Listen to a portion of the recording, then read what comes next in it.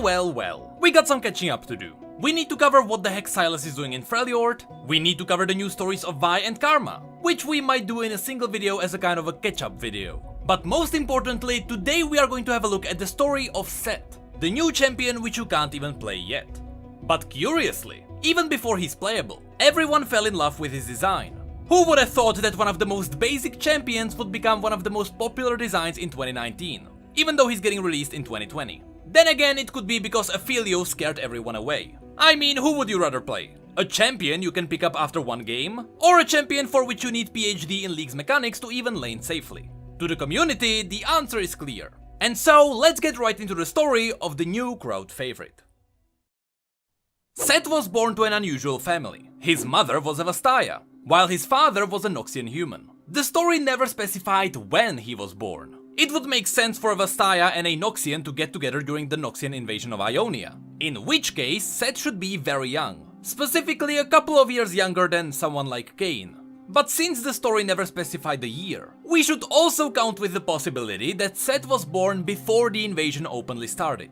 Either way, with his parents being from two opposing factions and from totally different species, of course Sett's life wasn't so easy. When his mother presented her son to her Vastayan tribe, the family was expelled for violating the tribal norms, and the humans were no different. To the Noxian army, the union between a Vastaya and a human was disgusting. However, Sett's father was a known pit fighter, and so no one dared to speak against him. This kept the family relatively safe. But that all changed when the father simply disappeared. All of a sudden, those who kept their mouths shut were free to express their hatred towards the young Sett and his mother. And all of it just left Sett confused. He wondered why his father left, and why trouble suddenly seemed to follow him. But despite this unfortunate situation, Sett grew strong in the face of all those taunts and threats he endured. And soon, he began using his fists to silence the insults. When news of his fights reached his mother, she made him swear to not go near the Noxian pits where his father used to fight. But the more Sett fought in the streets, the more he thought about his father. And one day, he waited for his mother to go to bed, and he snuck away to the pit, so he could find the man he barely remembered. Immediately, the atmosphere hooked him in. Legions of Noxian soldiers, fresh to the shores of Ionia, roared with bloodlust. In the center of the arena, fighters of all kinds clashed in gruesome duels with variety of weapons. The winners were handsomely paid in Noxian coin. When the event was over, Sett asked around about his father, and that's when he learned the hard truth. His father earned enough money to buy out his contract, which made him free to travel away to fight in more profitable pits. Simply said, he deserted his family to seek fortune on the other side of the world. In that moment, Sett was burning with rage, and he asked the arena matchmaker to give him a fight, hoping that somehow his father would return, and Sett would be able to meet him in the pit. The matchmaker assigned the boy to the next fight, thinking he would be an easy takedown for one of his best fighters. But Sett proved him wrong. From the moment he threw his first punch, Sett became known as the Beast Boy Bastard, and he was now the newest sensation of the fighting pit. Even though Sett had no training in martial arts or close combat, his animalistic primal strength and ferocity were more than enough, and he leveled his opponents one by one like a battering ram, never abandoning the hope that one day he would fight his father. It didn't take long, and Sett became the undisputed king of the pit, with a pile of money attached to his name. Every night, Sett returned home and used the money to bring comforts to his mother. And since he swore he would never go near the pits, he had to lie about how he got the money. But it still warmed his heart to see his mother so proud of his success. He no longer had to do the jobs of a lowly servant. Even so, he was doing well, but he felt like he could do better. Being the king of the pit seemed like the highest status, but there was one more step he could make, and that's where the real money was. He could become the new owner of the pit. And so, one late night, after defending his title in front of a record-breaking crowd, Sett approached the Noxian matchmaker and presented his demands. He suggested that they grant him the control of the arena and its revenue. When they refused, Sett shut the doors and barred them up. Minutes later, the doors reopened, and the Noxians emerged after a beating with permanent injuries. There was one simple message on their bloodied lips: the half-beast was the new boss. After this incident, it was fairly easy for Sett to take control of the pit he once fought in.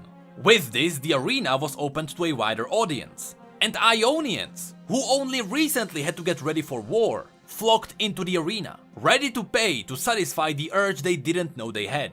Sett took full advantage of this newly found Ionian bloodlust, gathering wealth and power beyond his wildest boyhood dreams. And slowly he transformed the pit into the hub of an underground empire full of gambling and vice. These days, the half-beast who dominated the pit now runs the entertainment with the same iron fist. Anytime someone challenges his authority, he personally reminds them where they stand. Every punch Sett throws is a blow to his old life, a poor life full of shunning, and he intends to make sure that old life stays down.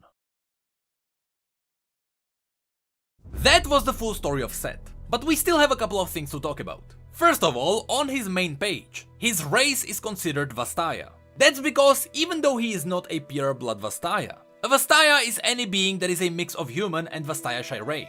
The proportions don't matter. The interesting thing is that when Sett's mother presented him to her tribe, they didn't accept him because he's not a pure blood. But then again, the Vastaya aren't pure blood either. They are only half-bloods of their pure ancestors. So I smell a bit of hypocrisy in the Vastayan tribes. Secondly, we should have a look at the related champions. Alistar is there for obvious reasons. He was captured by the Noxian Empire and he was put into one of their fighting pits. His story is extremely old, so we are not entirely sure where he's from. So if Alistar ends up being from Ionia, it is possible that Alistar fought in the same pit as Sett, before Sett became the owner. But the chances are that Alistar will end up being from the other continents. In his super old lore, Alistar was from the Great Barrier, which ended up being on the new map as well. But this time it is in Noxus. So if Alistar is from the continent of Valoran, while Sett remains in Ionia, I wonder why he is related to Sett. Because if they are related just because they are both pit fighters, why wasn't Xin Zhao put here as well? Xin was captured during the invasion, and he was dragged back to Noxus where he was thrown into the arena. So the chances of Xin and Sett meeting are also quite slim. With that said, the story never directly confirms that Sett's pit is in Ionia. The only info we got was from the soldiers. The story says that the Noxian soldiers were fresh to the shores of Ionia, which suggests that the pit is in Ionia as well. But if somehow it was in Noxus, that would explain why he is related to Alistar. Still, the main reason why the pit is probably in Ionia is that Sett's mother physically presented her son to the tribe, and it is hard to imagine a Vastayan tribe hiding somewhere in Noxian territory. Remember that the vast majority of the Vastayan tribes are scattered across Ionia. Lastly, we need to talk about Draven. Obviously, Draven is related to Sett because although Sett is the king of his own pit, Draven is the superstar of all Noxian pits. He's the pit fighter with the highest price tag attached to his name. And remember, Sett's father left his family so he could travel to the more profitable pits. And there probably isn't a more profitable pit than the one Draven fights in. Maybe that's why Draven is related to Sett. It is probable that that is where Sett will find his father. Unfortunately, that's not the only possible reason why Draven would be mentioned here. A lot of people believe that the unknown father that left Sett's family is Draven himself. Now, while this sounds like a really cool twist, there is a number of reasons why I don't think that will be the case. Sett's father was locked in the arena by a contract. He had to buy it out in order to leave. Draven wouldn't get locked in like a slave. But there are other reasons as well. Yes, I know that Draven's fur matches Sett's. And yes, they both like to bloat their egos. But you need to remember, not only does Sett hate his father, therefore he wouldn't copy his looks. But also, Draven spends a lot of his time with Darius and the rest of their squad. I don't think he would be able to have a private second life. That's not to mention that Draven having a serious relationship?